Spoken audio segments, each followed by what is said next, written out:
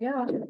Hey, Donnie, we wanted to spend, I thought maybe a few moments just talking about the impact of Debbie and where you stand with the repairs and what we can do maybe to help if needed or whatever you think. Yeah, no, that's good.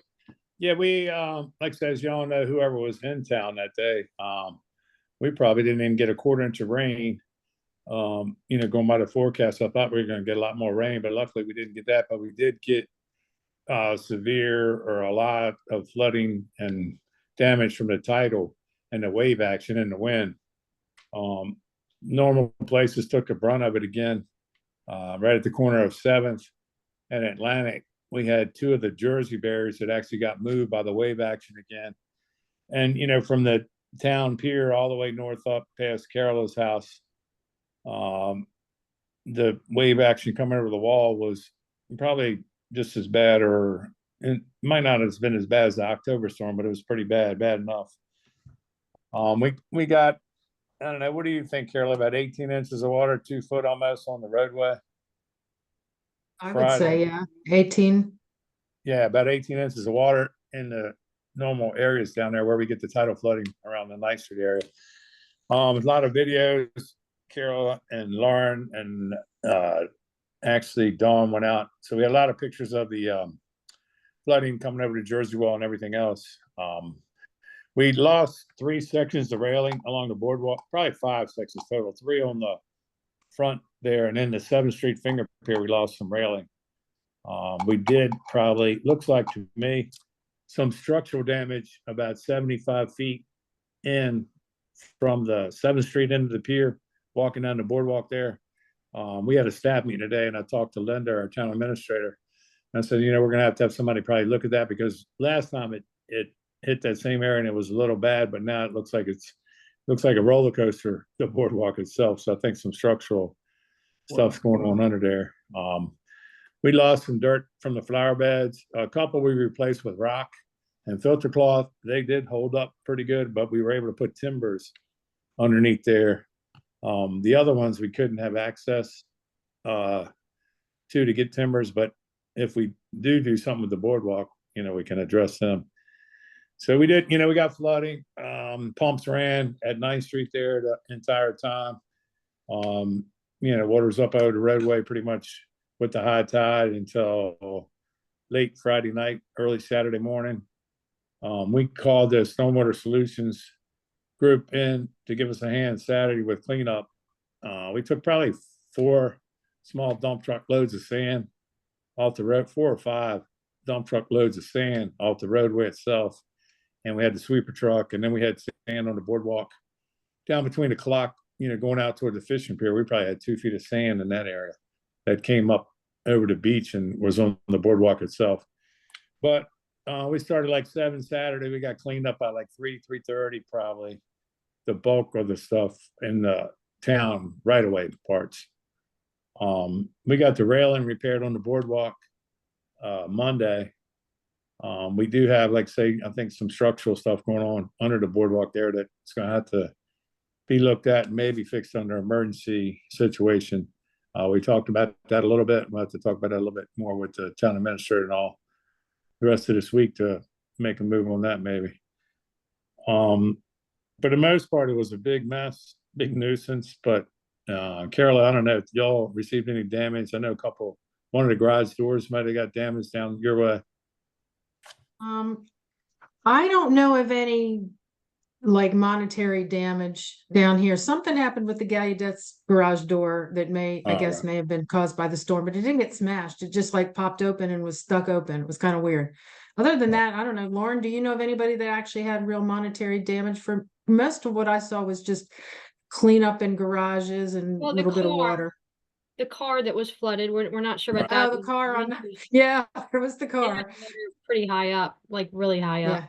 But it was gone the next day, so we don't know if they drove it off or had it. He did get it started. I was actually there. On Saturday, they were able to get it started and got it running, and then. But not the funny thing, but the unfortunate thing about that, I think he lived on the Atlantic Avenue there, and he was renting. He was a renter. And they told him to move your car. Yeah. And when he moved it around there to the lowest spot. Yeah, and he didn't realize that, I guess, Yeah, so. that sucks. Hey, But that- any damage to the berm? The berm looked like it did pretty good. It did overtop the berm at one point, but not for long. But it didn't, the part that we put on there, Yeah. it didn't move that. It seemed like that held up pretty good. So, And speaking of berm, it's a little bit off topic, but you saw the pictures that Jay took with the lawn mowing people driving on the berm right after we'd fixed it, going right. to the blue house, we think. Were you able I to? called that company and left a message, whether or not, said, oh yeah, okay, we're sorry, but I don't have a lot of faith that the guys working for him got the message. The Yeah. person that answered the phone probably got the message. But he's like, okay, yeah, we apologize. We're sorry. We didn't realize, type thing. But if they do that again, please take it again. And then that way we can go further, maybe. If it happens twice, then we can push a little further, maybe on that company. I What mean, was it, Lauren? isn't it the What was third it? They were driving a zero turns on top of the on top of the berm. fabric Into that the we tall put blue down. house?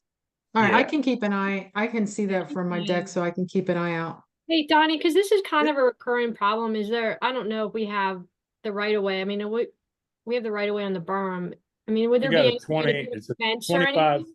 Like well, it's any, 25 feet from the center of the berm. So we got like 12 and a half feet if you go right dead center each way.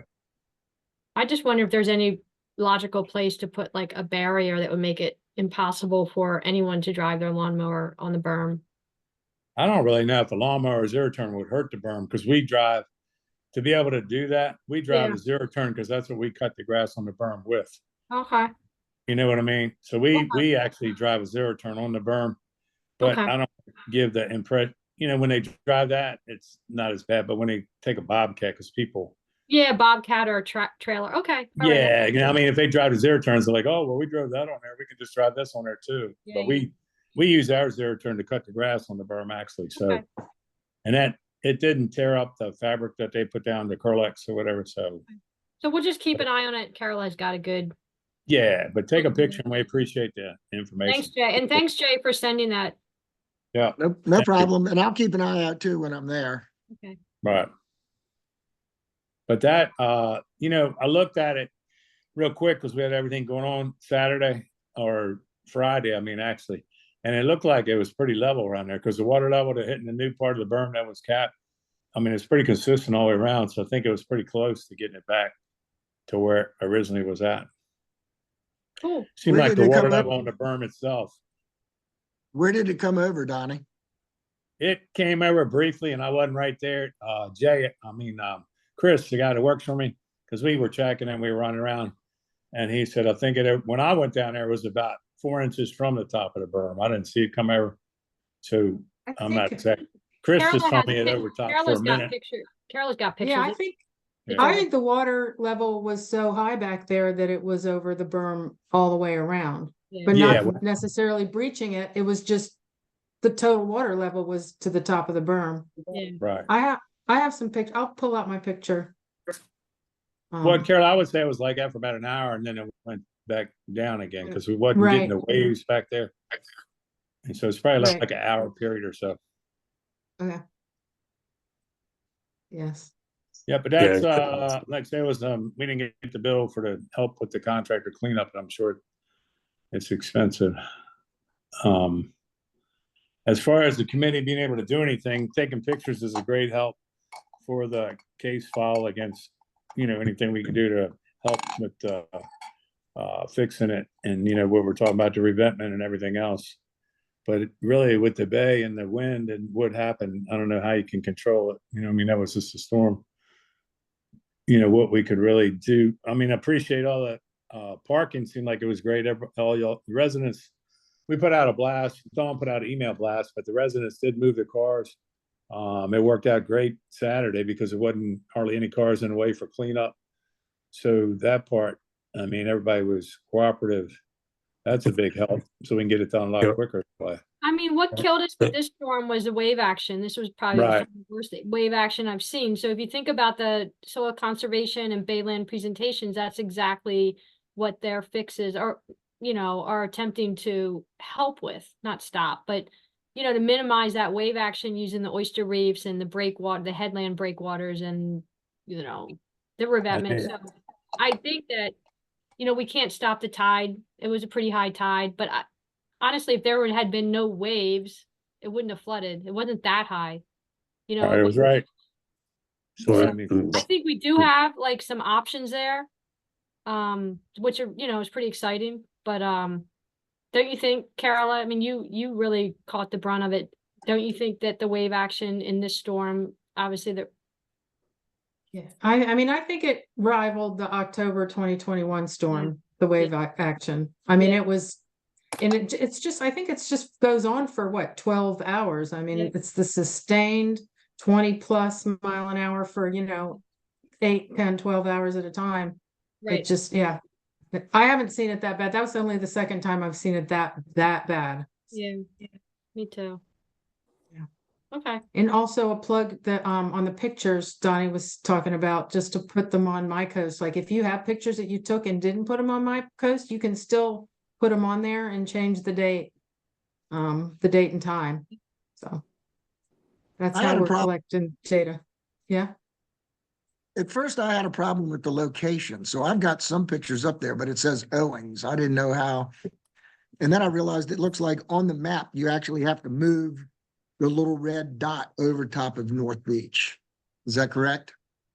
No, I mean, it should, maybe there's something your locations might check, like your locations and your settings, because my dot is right over where I'm standing when I take the picture.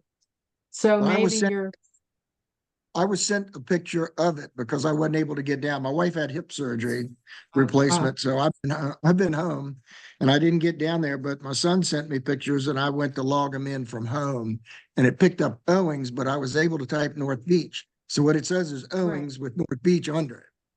But I think you can, I think you can Yeah. move the little red dot over North Beach. If that's what I'm asking.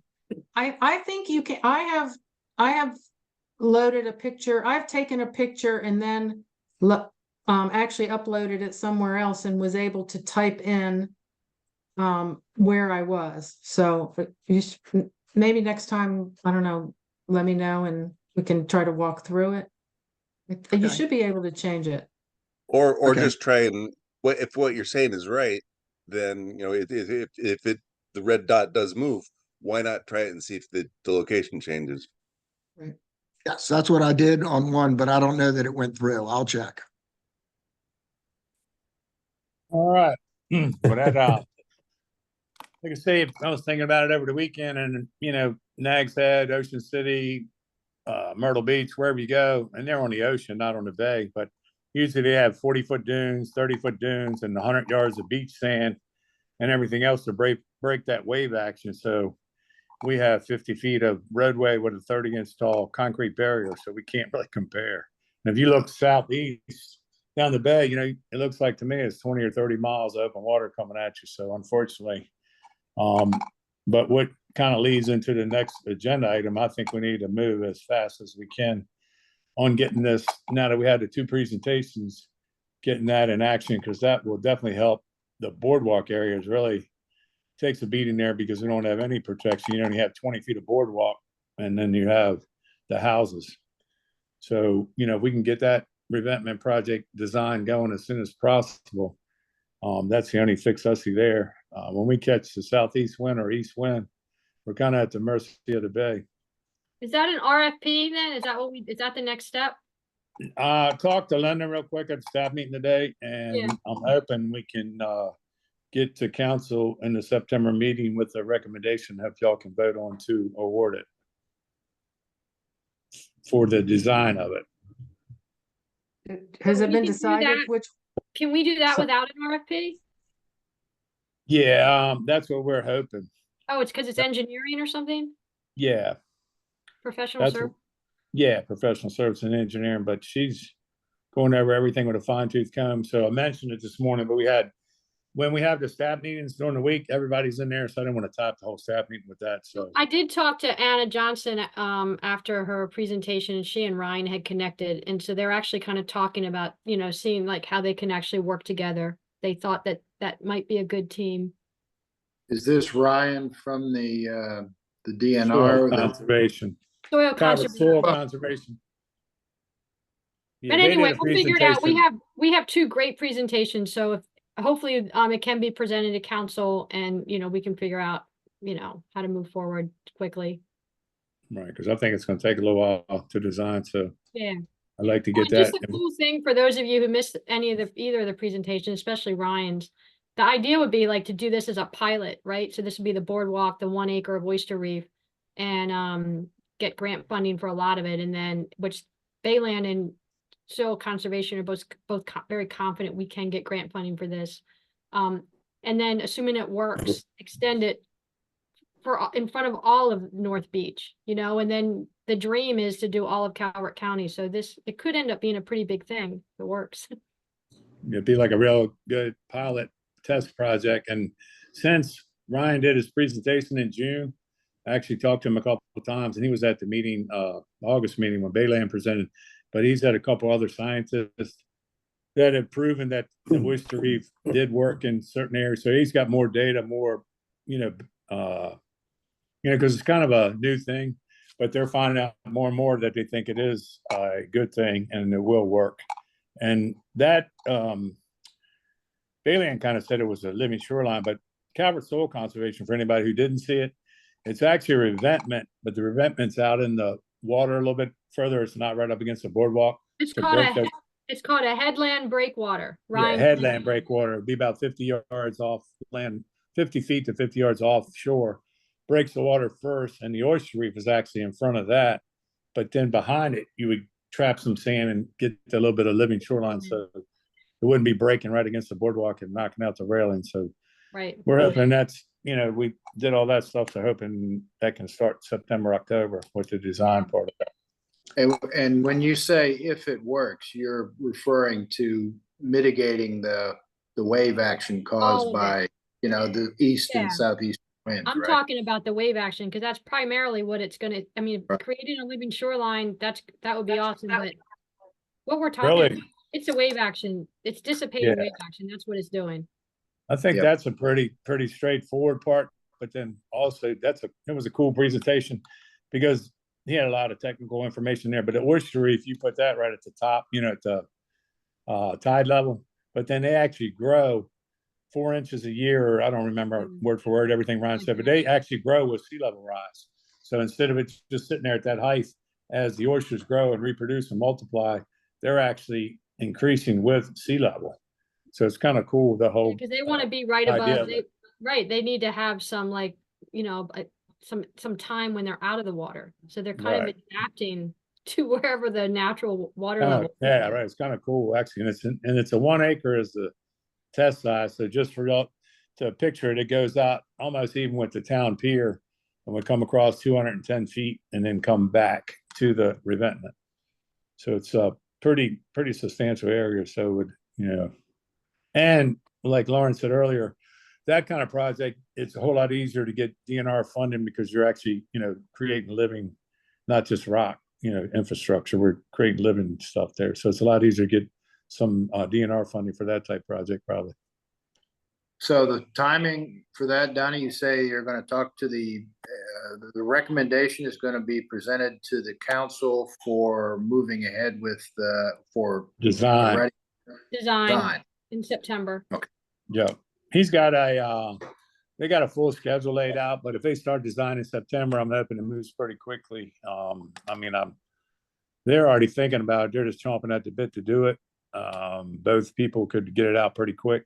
But the problem would, the longest part of his time schedule was permitted through MDE permits for the work. So that would be the biggest hold up. But both of them, Calvert Soil Conservation, they did Jefferson Patterson Park. I think they had something to do with Breezy Point, who was just done not too long ago. So they both, Bayland and Calvert Soil, work with agencies on a regular basis. So they know the right people to contact. You should be able to push it faster than we could, not dealing with them on an everyday basis type thing. Hopefully. And Okay. I'd say they just completed one at Jefferson Patterson Park last fall, maybe, I think it was. And I went down to Breezy Point. I hadn't been down there. all summer, but I went down there last week and checked that out, and they made kind of a cool looking thing to protect the beach at Breezy Point also. And they put some dunes kind of behind that one, structure where the camp area is down there. But that kind of Donnie- rolls into the next thing, Dave. I guess, yeah, we had 9th Street, 7th Street now on there. Yeah, how we doing on 9th Street and 7th Street? 9th Street, contractor came, he has everything on site that he needs to finish that project, except for the pumps and the discharge elbows, but he actually went in the old well there at 9th Street and took out all the old pumps, all the old piping. It's kind of gutted out. We need to plug it off and clean the sand out of there. But as soon as he gets the new discharge elbows and the pumps in, he can start mounting this stuff. And I think he'll be, done in like a 2-week time period. He has all the other materials at my shop. The only thing that's missing that are in there and it's been ordered and paid for is the control panel and the actual pumps with the discharge elbows. And that comes from the pump manufacturer. All the other piping, all the other valves, everything he needs other than that is sitting at the public workshop. So, and concrete structure has been cleaned out of the existing old pipe. So it's ready to go really. So When do you expect the pumps? he ordered them. It was an 8-week lead time. I actually called the vendor today and he hadn't got a recent update, but I'm hoping within 2 weeks. I wouldn't swear to it, but we're kind of at the mercy of them. When I talked to not the manufacturer, but the manufacturer's rep today, they got he blamed it on a new computer system and they was tracking it and they couldn't, blah, blah, blah. So, but we've been calling them once a week, bugging them to death we tried to get the bases so he could do the piping and everything before the pumps. But he told me last week that they were manufacturing the discharge elbows and the pumps at the same time because they matched each other. So, we would be getting the pumps and the discharge at the same time, probably. The control panel was a 12-week lead time, but that's been ordered right after we ordered the pumps. So I expect by the time he gets the pumps in, mounts them, does whatever, the control panel should be there. So, and he already took the old control panel out. So all we have to do is screw it right to the plywood bases here and connect the wires really. So Good. it won't be, it's everything's pre as it can get and waiting for the equipment. So that's going to be a pretty quick completion of the project once we get that, I think. The 7th Street, Yeah. I'm actually meeting with the vendor that we met. You met Dave. I think you were out there today, Charlie from Wapro. He's in the area. He called me a couple of days ago. He's in the area tomorrow. So we're actually going to meet on site again with the contractor that the phase 2 was awarded to. That contract has been awarded. The contractors signed it. Stacy got it back and sent it off to our attorney. And we're just waiting for her to finish up whatever she had to do and get it signed and back to us. I'm hoping that'll be in the next day or two. But they're meeting on site. The guy from Waypro knows we're doing the project, so he held a 36-inch valve for us, and he had like 2 in stock in the factory. But he actually held one for us because I told him, that we're definitely doing the project. If he could, he's been out there enough. We're serious, so he was able to hold one in place at South Carolina at the warehouse for us, so we don't have to wait. When he gets paid for it, he'll ship it. So, And just because it's been a couple months, just remind us what the scope of the project is that we're going to do there on 7th Street. that we get so much flooding at 7th Street there because it's no check valve, nothing at all stopping the bay water from coming in. So that project basically is going to be, we're have to put a plug out in the bay, plug off the 36-inch pipe that runs from, west to east going out into the bay, discharging from Mexico there, from 7th Street Finger Right. Pier. We're going to plug that off, pump it down. We have a 36-inch diameter concrete pipe in place. We have like an 8-foot, if you can just picture a septic tank, concrete tank there. We'll cut the road up enough to where we can take the top off that tank, get in the tank there, and then slide that 36-inch Wapro valve in. Secure it to the wall with stainless steel fasteners and all. And then we'll have to have a top put back on there and repave the road and have 2 access ports there. So that should be a pretty straightforward, quick process also. Pretty much just cutting the road there, digging up the top, being able to get in the vault because that 36-inch valve is, I think, 5 foot long, probably. So we need that room to be able to set the WayPro check valve in there and push it. You know, you just slide it up into the existing pipe. Then we just quick bolt that to the concrete structure, caulk and seal around it, and then you have your backflow protection there. So we don't get that when the bay level does come up, and if we don't get any wave action, we won't get that constant water coming back in towards the intersection of And Mexico it's there. like So, a lot of sunny day flooding there. right. Are you gonna have to close Atlantic or part of Seventh when you do that work? Yeah, we will have to close it. I'm not sure how long, Yeah. but that'll be the biggest challenge, probably, to be honest with you, is getting traffic Yeah. directed that way. Yeah. I'm hoping, and you know, we can probably steel plate it at night, maybe put a couple right. plates there. Yeah, we Yeah. can get a couple big steel plates so we can cut up just enough to be able to get the do the work, but we can slide the plates back over at night so we can attach them, and you'll be able to drive over it, you know, nighttime. And then I mean, it shouldn't take but a day to put it in there. So I don't think it'll be Try to do it on a Tuesday or Thursday so you don't mess with trash, you know. right. That would There just you make go. everything worse. Right. Yeah, that's true. I mean, it'll take him a couple weeks, I'm sure, Yeah. but it shouldn't take that long. The hardest part's probably going to be getting a plug out in the pipe out in the bay, because it's probably got silt and sand. Just like we had 2 feet of sand on the boardwalk, you know, from that storm. So you can imagine what the end of that pipe probably looks like. It's probably, you know, the wave action was coming right up in that pipe. You know, water can go right through the sand, so you get but the sand's probably in there. So we have to get that out to get the plug in. Hey, I gotta actually run to another meeting, but I did have one little Yeah. item I wanted to add. So the Jersey barrier that's broken on Atlantic, can that be part of the like emergency fix? Because, you know, it doesn't work because it's broken. Can't we just get a Well, new section of the Jersey? that ain't really broken. It just isn't anchored to the footing. Because when they did it, they poured like a 12 by 12 by 18-inch deep concrete footer, it looked like, but they had rebar sticking up out of that footer, and the barriers that they had put originally in there had holes pre-drilled in them, and they like picked them up with a crane evidently and set them on top of that steel so it wouldn't move. So I think if we get it lined back up, we need to put a plate at the bottom or something to You know hold the it. little connectors in between? Yeah, So that right. one of them is broken off, right. right? So isn't that a problem? Or I mean, that would help hold them together, but we could like probably Okay. do a steel plate, you know, on the outside to do that. But I'm thinking about trying to anchor like an L bracket in the concrete Okay.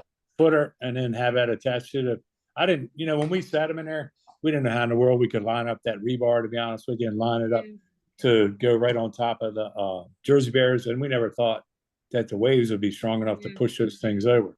So we got most of the other ones set in place. When you Yeah. got to the last one, since they probably started at one end and worked all the way to the other end, we had to try to squeeze that thing in between two. So we had to cut the one side off to make it fit.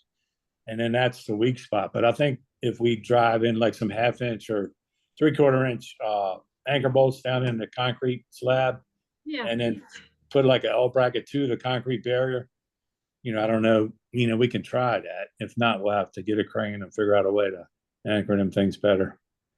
All right, guys, I gotta run to another meeting, but good to see everyone. Full crowd tonight. Yeah, Carry that was on. good. All right. Talk to you all soon.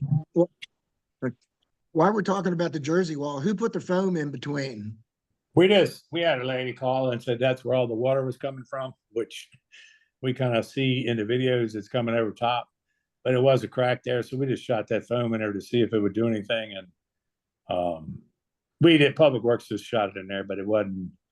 You know, we were just saying that's the only thing I know you could do, but that didn't hold up because that wave action. You know, it's a lot of pressure. It moved the rocks again, like the rocks that were in front of the Jersey barriers. It picked 2 of those rocks up and slammed them into the one barrier.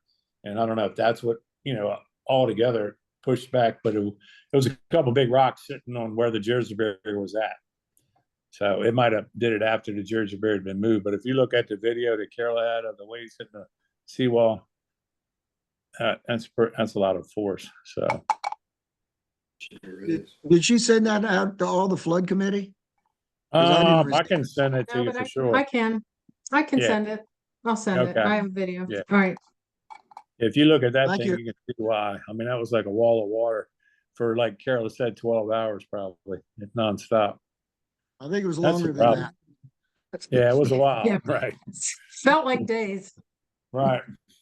Donnie, is there anything gonna be done with at Hatch's Corner, or is that gonna be, we're gonna wait on that until we see what the soil conservation and DNR project is Yeah, gonna that, be? that will start at Hatch's Corner, you know, the soil conservation design starts right Yeah. there at the breakwaters right there and runs at like a 40, yeah, so it would cover from there all the way to 7th Street Finger Pier.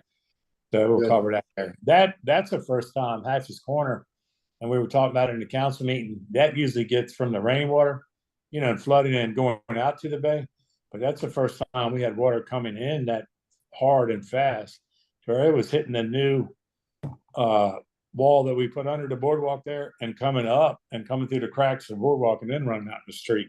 So it's coming in from the bay as I tell fast as I've seen it since, you know, we gained some sand from it, but we also, all that water coming up under there is not good.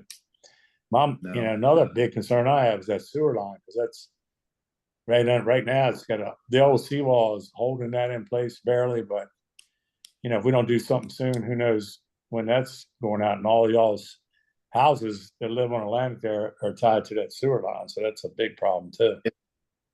You're concerned, I'm concerned. Right. Yeah, it's just hard to control, you know what I mean, with the bay and Mother Nature, it's just hard to, but I think that the designs that we have will do a lot to protect. That area is vulnerable because you have 20 feet of boardwalk, that's the only thing stopping the waves from hitting Yeah. it pretty. It's not a whole lot there.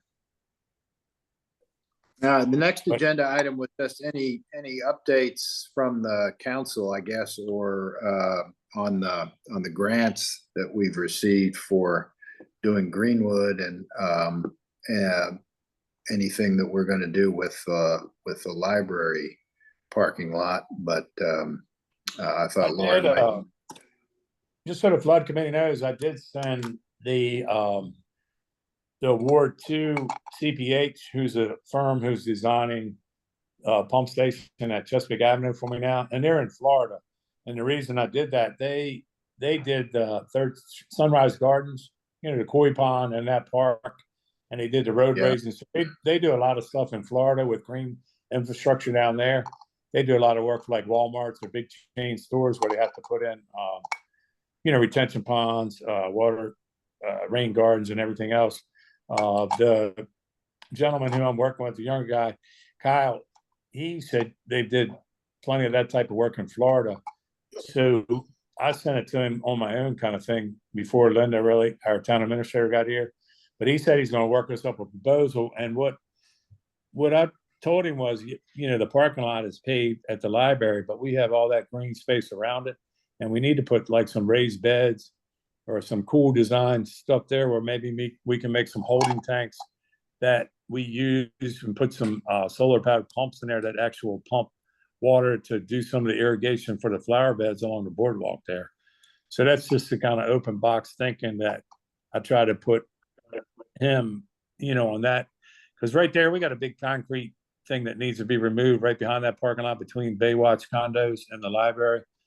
So we're thinking like all the way around that parking lot could be some type of flower bed structures, filter, you know, that does the green infrastructure, does some water treatment or water storage.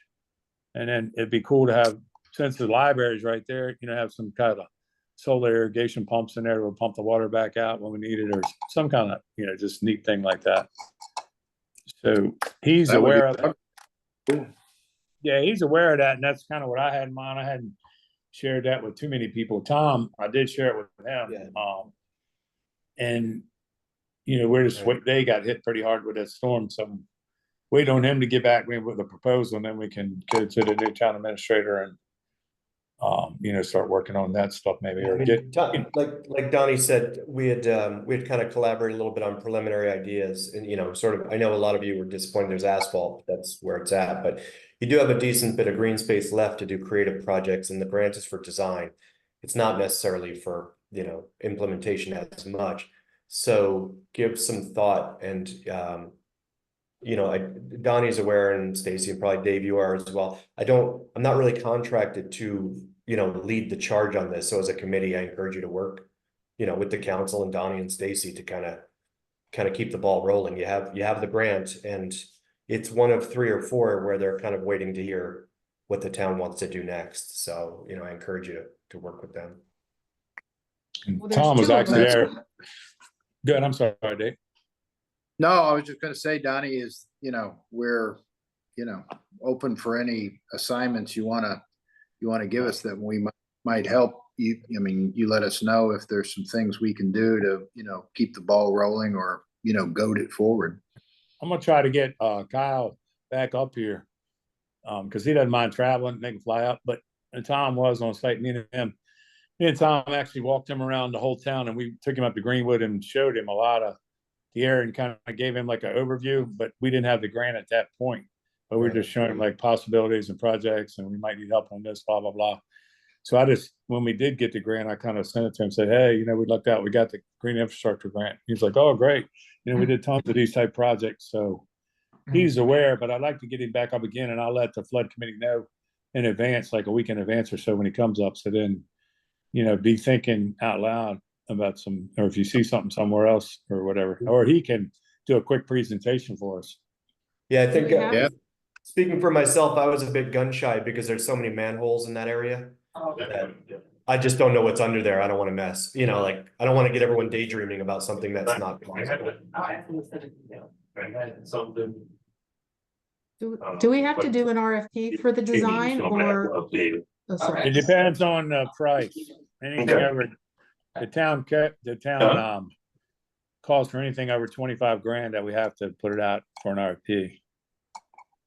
I was just getting like a preliminary cost estimate from him so we could see where he was at. Right. Now your grant does include the Greenwood Avenue alley. So how you play that, whether you want to put out 2 RFPs, 1 RFP, whatever.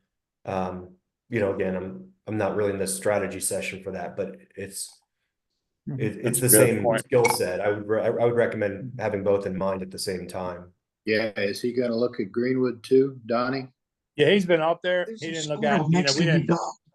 we didn't have him look at anything in detail yet, but we kind of, told him that's why I want to get him up here and then, get him really thinking. But before he goes too far, like I say, we got to get some kind of rough proposal from him. So we're not, wasting his time, but he's willing to come up on his own dime to look at it and get some ideas and then give us a proposal. So. Hey, Donnie, did I hear you right? You said, you mentioned solar powered pumps, or did I miss? Well, just because it'd be neat for the library and it's no electric, in that area right now. So we don't know. I don't even know if they have anything that would work, but I'm thinking out loud kind of. Well, if again, I'd be willing to help if you have an idea what the pump rate and that kind of thing is. I can do some research for us. I'd definitely like to have you there to meet him because they did several. I've never really seen any, but in Florida, evidently he's did a lot for different places down there, like big industrial parks and things like that. He said he's pretty familiar with doing, on a little bit larger scale, but he could definitely scale it down to meet what we need for our area too. Okay, sure, good. Yeah, so we could pick his brain when he comes up. He'll probably come up for 2 days. Come up one day. Maybe we can meet him at afternoon and then actually do next morning, go out and walk around the sites or something. Yeah, just give us a heads up. Yeah. But I'll try to. They've been super busy because they've been getting hammered down there with a lot more rain than we have. They had lucked out and didn't get a whole lot of, tornadoes and damage and direct hit, but they had a lot of rain, 18 inches of rain on the Gulf side, I think. So.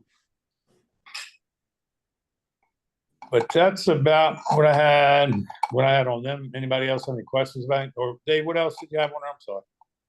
Well, it was an item that Lauren wanted to add, and that was, but I think we're kind of there. She's wanted to know, have a group discussion about, what are the things that we can focus our attention on and provide some help to the council and you on things. But it sounds like that,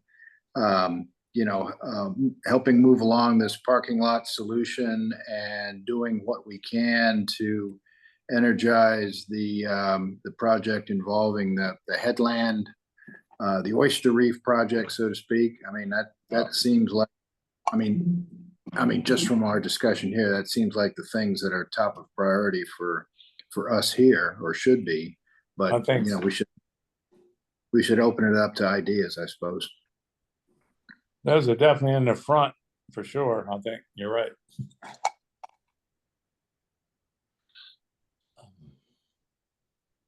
And I I don't would- know, it's one of the attendees, I thought maybe I saw someone raise their hand to speak.